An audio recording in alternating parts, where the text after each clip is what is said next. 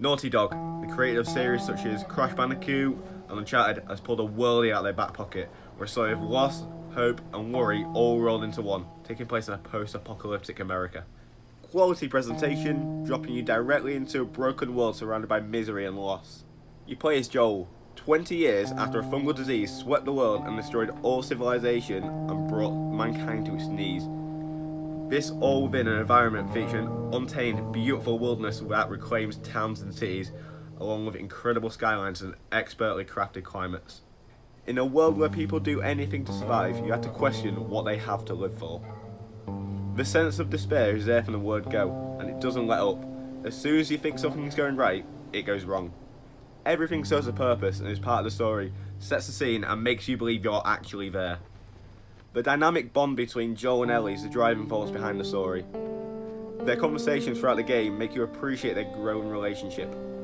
The contrasting personalities between the two are what defines them. Joel does what he has to survive, whereas Ellie is more sympathetic and has more of a conscience. Despite she too killing people to survive, she doesn't know any different.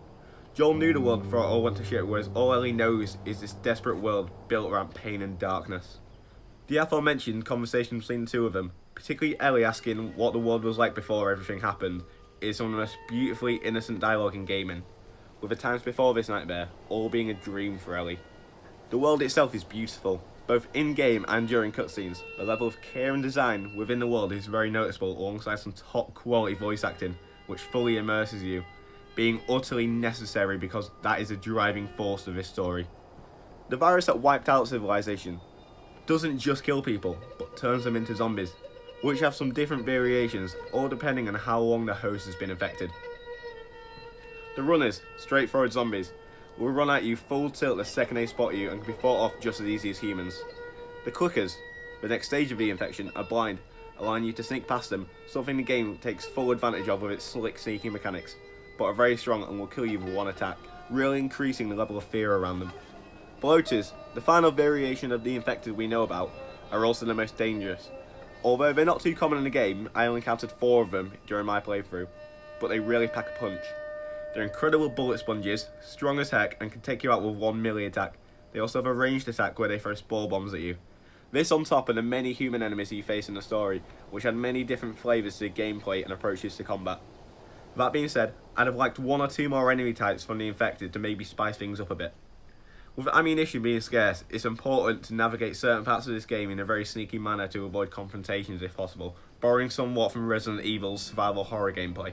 Finding supplies around the world, such as sugar, alcohol and blades, Joel can craft a plethora of extra additions to his arsenal, such as nail bombs and Molotov cocktails, as well as being able to collect parts around the world to upgrade weapons, such as increasing fire rate or clip capacity of them.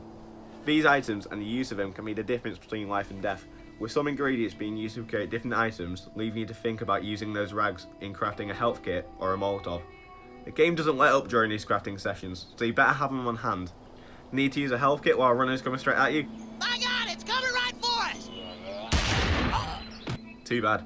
This creates an incredible sense of urgency, leaving you only able to do these things when the coast is clear, which isn't all that often. The Last of Us is a real milestone in gaming.